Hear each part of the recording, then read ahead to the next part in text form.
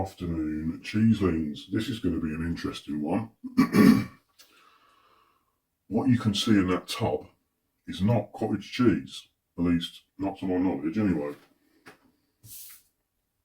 Today I have Gorgonzola al Cucchiaio.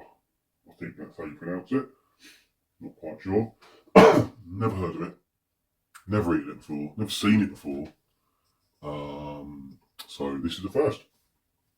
Let's see what the tasting notes say. By the way, yes, this has been delivered to me by Fine Cheese Company as part of my quarterly subscription. So what does it say? So Gorgonzola al Cucchiaio is a pasteurised cow's milk cheese. Gorgonzola's history can be traced back to 879 CE. I'll have to check what that means. Where it was made and stored in the caves of Vallecina. The caves provide ideal conditions for the Penicillium glaucum, a milder blue mould than that in Stilton and Rockford, to form. The cow herders, known as Bergamini, sorry, whatever, I'm not Italian, would stop at the village of Gorgonzola to allow the cows to rest after the journey down from the mountains to the pasture. With the surplus milk, they would make cheese, and it is from here the cheese takes its name. Gorgonzola al Cucchiaio is exceptionally rich, sweet, and creamy, and so soft it can only be served with a spoon. The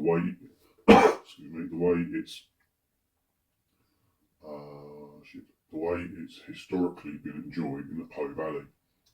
This Gorgonzola defines the meaning melt in the mouth, and the full flavour is satisfyingly long-lasting. Well, that does get my taste buds very excited. Yeah, I didn't even bother bringing a knife. I mean, look at it. There's no way I could spread that with a knife. So, let's just give it a try. Yeah, let's give it a try. I mean,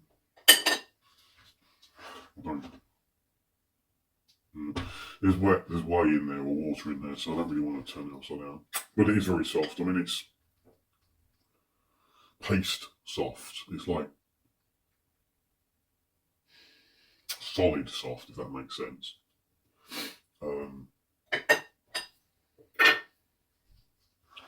But soft nonetheless. Now, Gorgonzola tends to be blue cheese. I don't see any blue in here. It doesn't taste. Sorry, it doesn't smell. It does smell blue. It does smell blue, but not overly strong. Let's give it a taste then.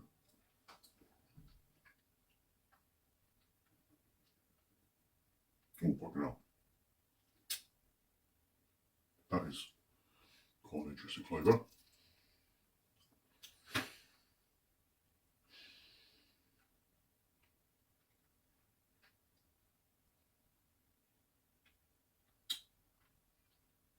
It's definitely a blue cheese. It's got that kind of it almost tastes like red wine. That kind of sour red wine flavour. Wine that's been out, left in a glass overnight. That kind of sour nasal sensation. But on your tongue as well. Definitely a blue cheese though. Quite tasty. Not overly strong, but it does grow. And it leaves you thinking, what the hell was that? Right, so what should we have some with then? I've got my homemade bread. Some of it left anyway. Too many utensils.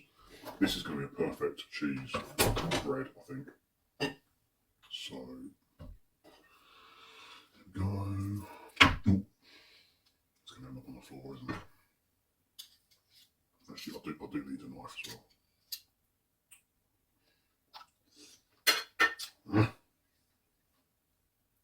Let me just get a knife.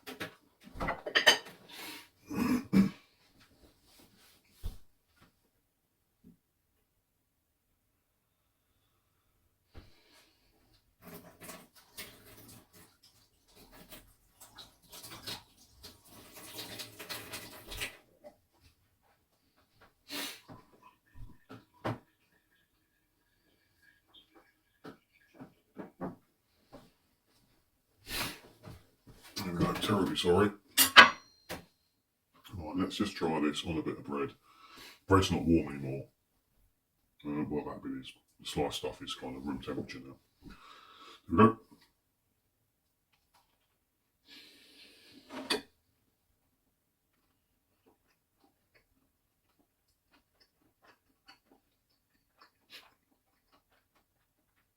I mean,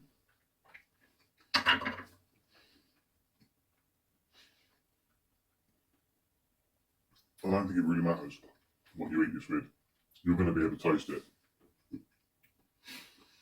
Nothing is going to mask the flavour of this cheese.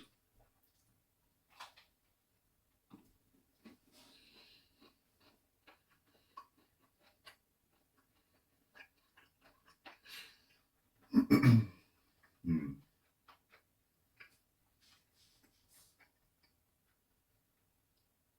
That sourness really comes through. I say sour like it's a bad thing, it's not.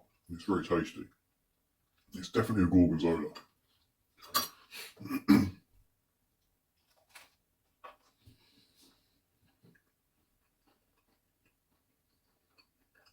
Mm.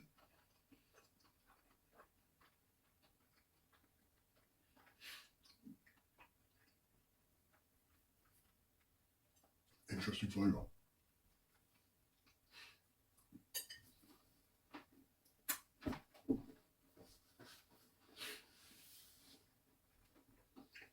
So, I'm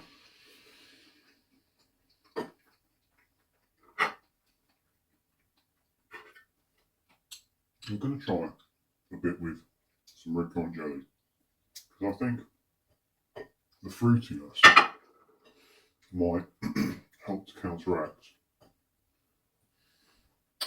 the sourness of the cheese a little bit. Add a bit of zing. I'm also going to try a little bit of this chutney, which is Dayton fig chutney. And on the other half, I'm going to try some pesto, because this is an Italian cheese.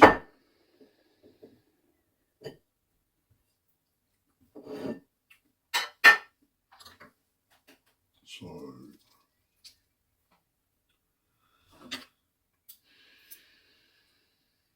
I mean, this is probably not something you want to have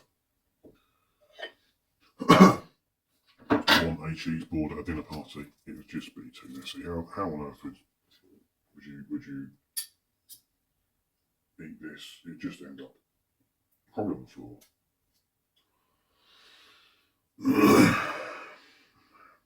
Quite sticky. Bloody hell. I mean, what a mess. I mean, it's not the most attractive, really, is it? Let's give it a go. So this is the red currant jelly.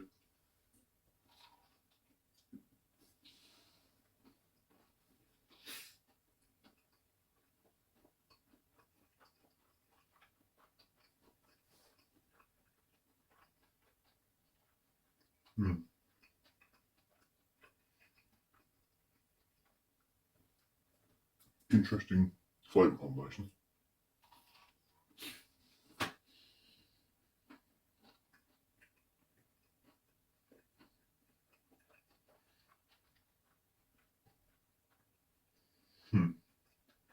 I can't decide.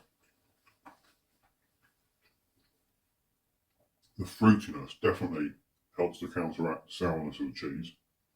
You can still taste the cheese through it, which is great. It's stronger than cranberry. I'm just not sure if the red currant flavour matches the cheese.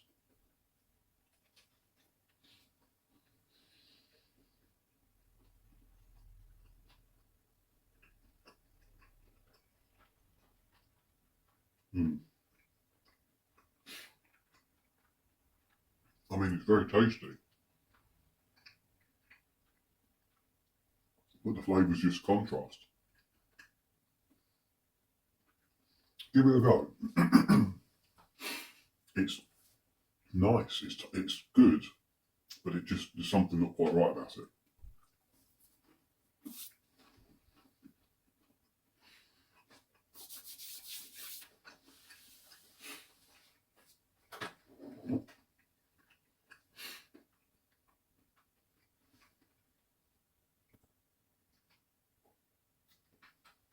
Right, on to the next. So here we go. This is a work of art. I'm going to try Mrs. Bridges' date and fig jelly.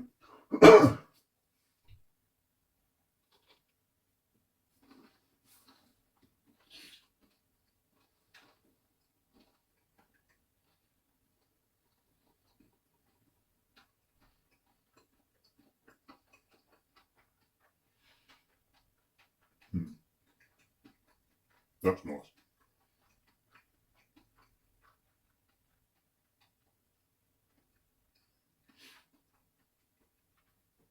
That is a much better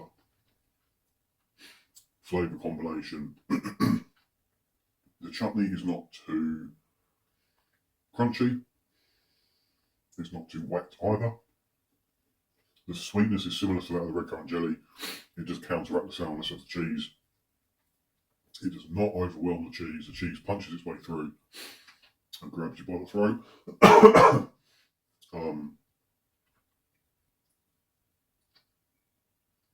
I think both the date and the fig are subtle enough in their own flavour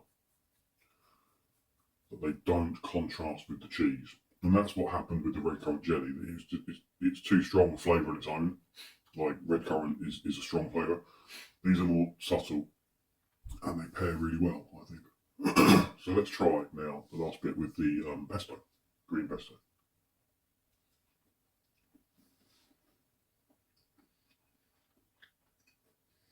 Wow. Wow.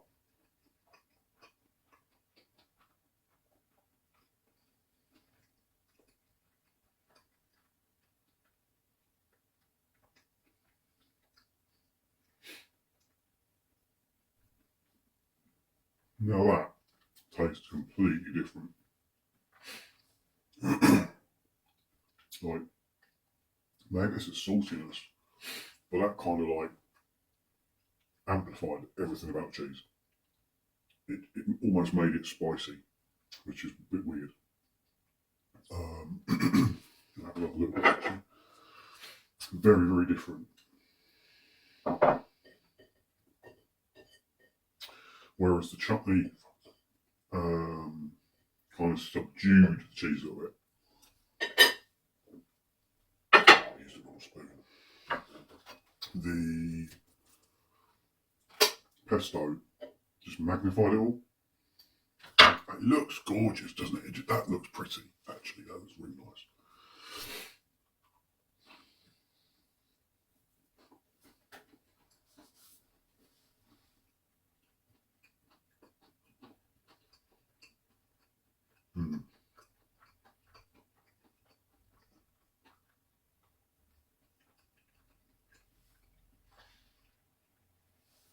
I would suggest that's really good. Some people might find that a bit too overpowering. It's not a bad flavour combination. It'd be interesting to try it with red pesto, not a spicy one. In fact, I've got some red pesto. Let me see if I can dig it out.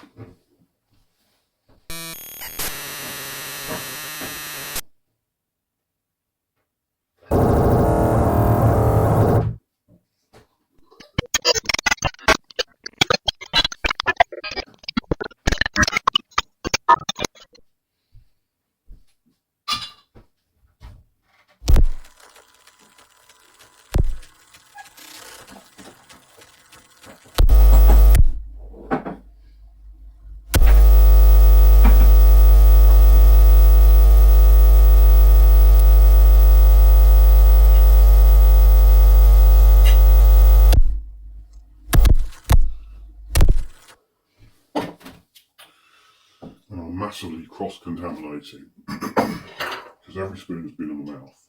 And every spoon has been in just about every single jar as well. But I'm the only one eating it, so I don't care. Oh, lick the spoon. That's a mistake.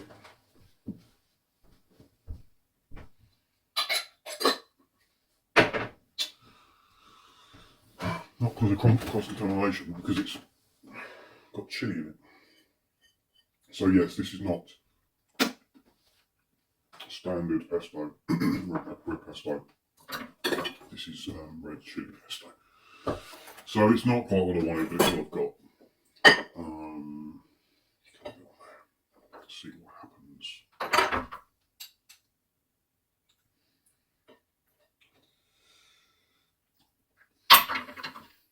Do it again.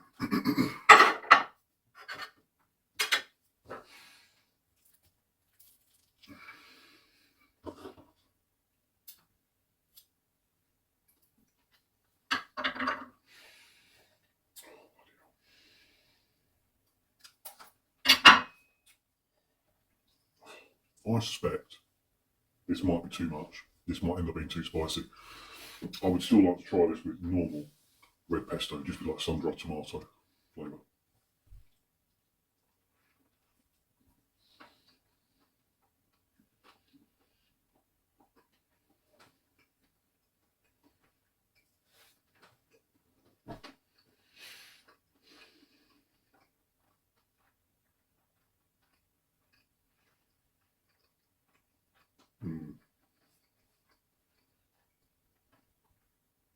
Yeah, I don't know. Don't really know what happened there.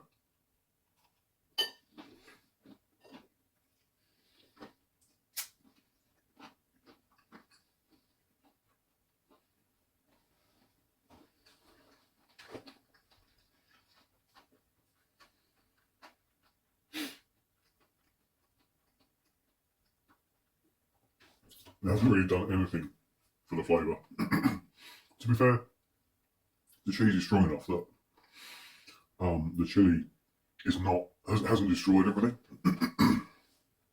It just hasn't really complemented. It's not fruity enough. It's not. Yeah, it's not fruity enough. It's too harsh. The pesto was good because it was kind of zesty.